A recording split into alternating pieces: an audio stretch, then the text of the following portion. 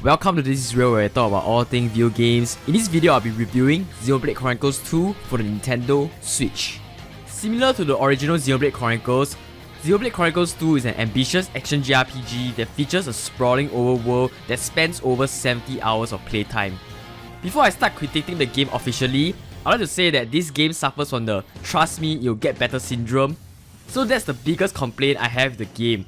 And you'll hear me keep saying this phrase again and again. It affects all facets of the game, including the story and gameplay. It can take up to a solid 10 to 15 hours before the game really clicks with you, which is a rather big time investment to us. Anyway, back to the review. Xenoblade Chronicles 2 is a standalone release taking place in the world of Elres with a new cast of characters and locales. The main difference in this setting is that Elres features a lot of different smaller titans, whereas in Xenoblade 1 there are only two big titans, the Bionis and Mechonis. At the start, we are told that the titans in Elres are slowly dying out. This is a major problem in Xenoblade Chronicles 2, as civilizations are inhabited on the bodies of these titans. With fewer and fewer titans remaining, there won't be any land masses for civilization to survive. We play as Rex, a young and naive scavenger. Near the start of the game, he will come into contact with the legendary blade, the Aegis, which kickstarts the whole epic adventure. Along the long journey, Rex will be trusted through different scenarios and meet more and more characters along the way. My main problem with the story, like I said earlier, is the early chapters. The plot doesn't really pick up, and the stakes stay relatively low.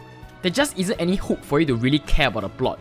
It takes a good few chapters just for the plot to pick up and be interesting.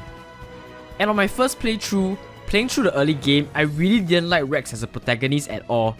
He just feels like a very typical shonen protagonist. Eventually, just like the whole game, you'll grow to like him, but the journey to that point is a very long one. The story does touch on rather interesting concepts, like the relationship between a driver and his blade. And the game does have many scenes that invoke a lot of emotion, but newcomers, please be aware, this game is a slow burner. On my second playthrough now, I can really appreciate the plot a lot more, especially after playing the Prequel expansion, Tona the Golden Country, which fleshes out some villains and events.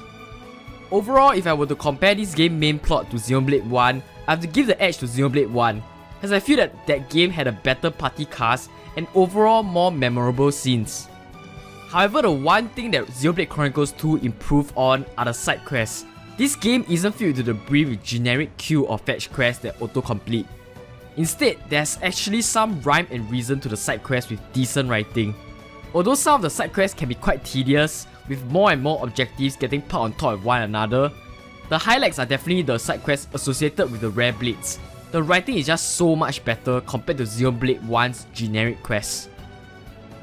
Before I dive fully into the gameplay portion, just take a look at this combat system for yourself.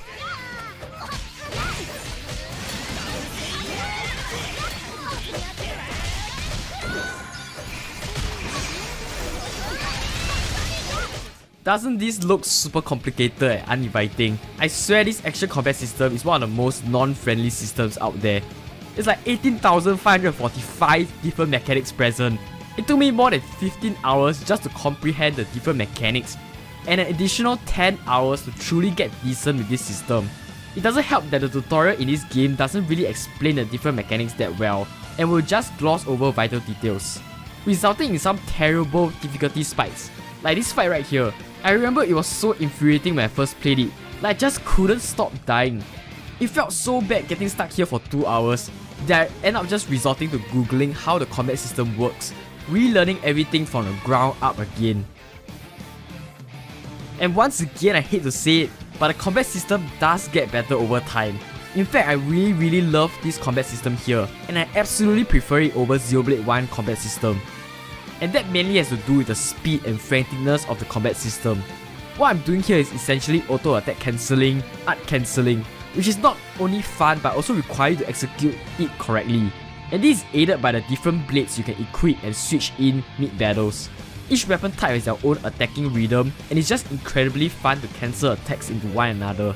There's of course a lot of other mechanics that I will not dive into in this review, but overall it's just better than Xenoblade 1 combat, where essentially in that game I'm just doing the exact same thing, which got really stale towards the late portion of the game. Another reason why the combat system is so fun is the amount of customization you get. In Xenoblade Chronicles 2, each of your party members can equip up to 3 different blades. Each of the blades is tied to an element and weapon type. This is important information to take note of, as certain blade combos require certain elements in order to progress. So it's paramount to customize your loadout properly, which ended up to be a ton of fun, as you'll be experimenting and leveling different blades up through a second layer of customization and growth. Suffice to say, if you put in the time, you'll find yourself enjoying the gameplay a lot. The presentation of Xenoblade Chronicles 2 is also another element that outdid the first game.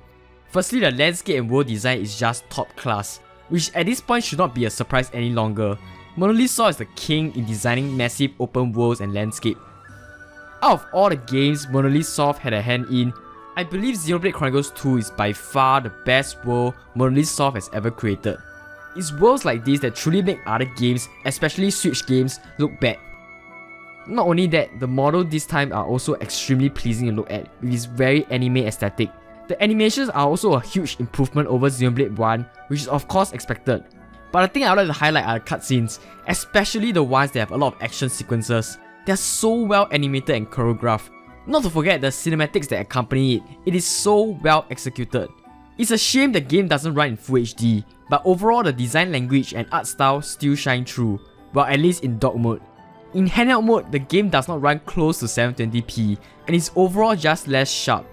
While the art style and world design is not a complete loss in translation, I would still recommend playing in dock mode primarily to bathe in the full glory of the game. Switching gears to the audio presentation, I'll just say this soundtrack right here is in my top 5 soundtrack of all time. Just on my first playthrough, within the first 50 minutes of playing the game, when I heard the first Titan theme, I already know that my ears are going to be in for a treat. There's just simply way too many good tracks to name off the top of my head, so here are just some of my favorites.